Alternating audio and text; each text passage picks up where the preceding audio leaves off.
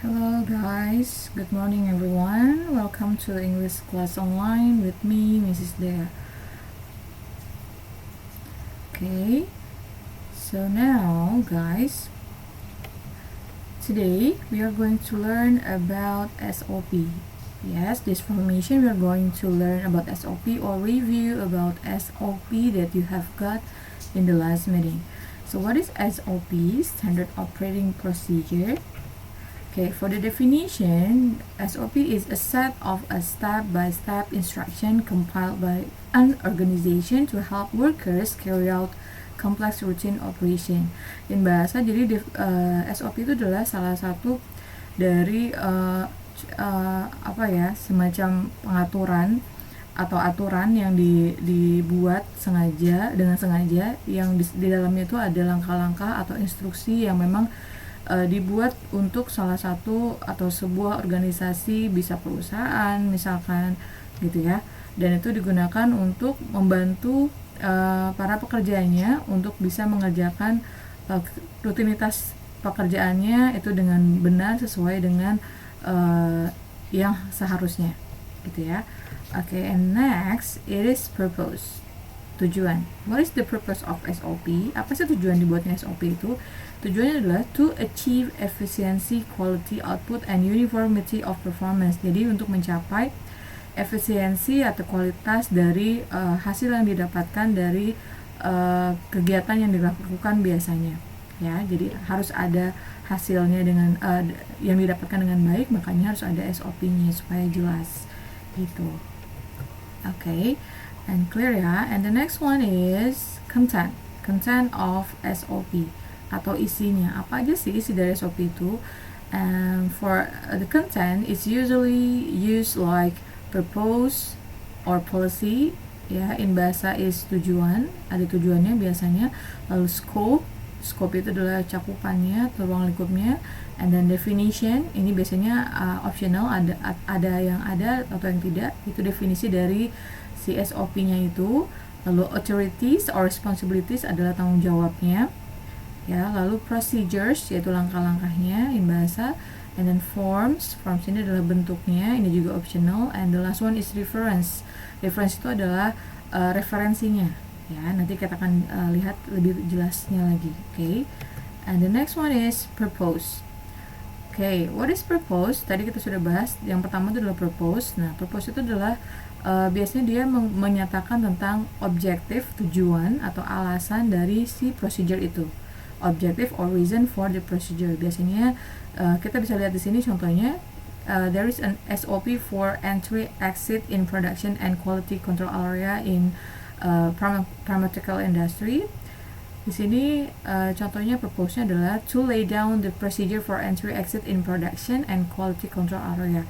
Jadi di sini tujuannya adalah untuk menyamaratakan prosedur untuk cara masuk dan juga keluar di ruangan produksi dan juga ruangan kontrol area gitu, atau ruangan quality control ya guys. Oke, ini adalah tujuannya. Oke, clear ya. And the next one is scope. Scope itu adalah cakupannya. Di sini lebih jelasnya, scope specify area, function or personnel involved. This procedure bla bla bla encompasses or applies to, biasanya gitu. Nah, jadi scope itu adalah dia lebih cakupannya lebih areanya ini untuk siapa, lebih spesifik lagi, dan siapa yang terlibat biasanya atau fungsinya untuk apa, itu dijelaskan di scope-nya. Dan di procedure for entry, exit, and production quality control area ini, scope-nya contohnya misalkan, this procedure is applicable at Psychotropic India Limited for entry, exit, in production, and quality control area. Jadi karena cakupan dari si SOP ini adalah diaplikasikan kepada Psychotropic ya, di India Psychotropic ini, yang ini dibatasi hanya untuk ruangan masuk dan juga keluar di ruangan produksi dan quality control saja gitu. Okay. Clear ya. And the next one is responsibility. Apa sih responsibility? Itu adalah tanggung jawab. Jadi siapa yang bertanggung jawab dalam SOP ini biasanya? For the definition or the explanation, like list authorities and responsibilities for all personnel who will use the procedure.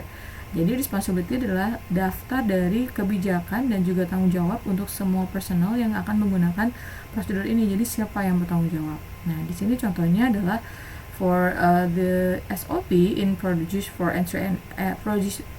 entry exit in production and quality control area adalah all personnel entering in the plant. Jadi semuanya katanya yang bertanggung jawab di sini. Semua personel yang masuk ke ruangan tersebut. Okay, so clear ya guys. It is about responsibility. And the next one is procedure. What is procedure? Procedure is in bahasa is langkah-langkah. Jadi langkah-langkahnya apa saja yang harus dilakukan itu adanya di procedure-nya ini. Ini adalah main point-nya biasanya. Jadi procedure describe who, what, when, and how gitu ya. Menjabarkan siapa, apa, kapan, dan bagaimana. Itu ada di procedure-nya.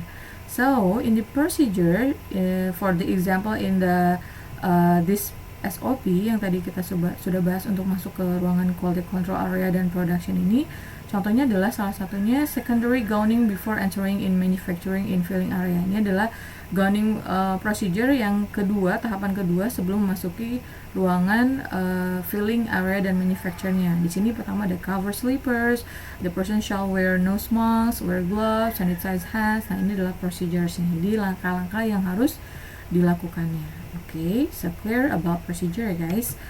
Okay, and the last one is references. Ya, kita bahas yang penting-pentingnya saja yang biasanya ada di SOP. References itu adalah referensinya. Di sini biasanya berisi tentang document list, other documents by title and document number that relate to the procedure. Jadi biasanya ini adalah isi dari daftar dokumen-dokumen yang isinya tuh ada judul atau dokumen-dokumen tentang nomor-nomor ya atau peraturan-peraturan yang berhubungan dengan prosedur tersebut seperti itu. Dan contohnya di sini ada NIL. Ini adalah salah satu dokumen yang mengacu kepada si SOP tentang how to entry and exit in production and also quality control area. Okay guys, okay, so it's clear ya guys about SOP, and I hope you can enjoy your studying and then you can understand about the material. Thanks for your attention. Wassalamualaikum warahmatullahi wabarakatuh.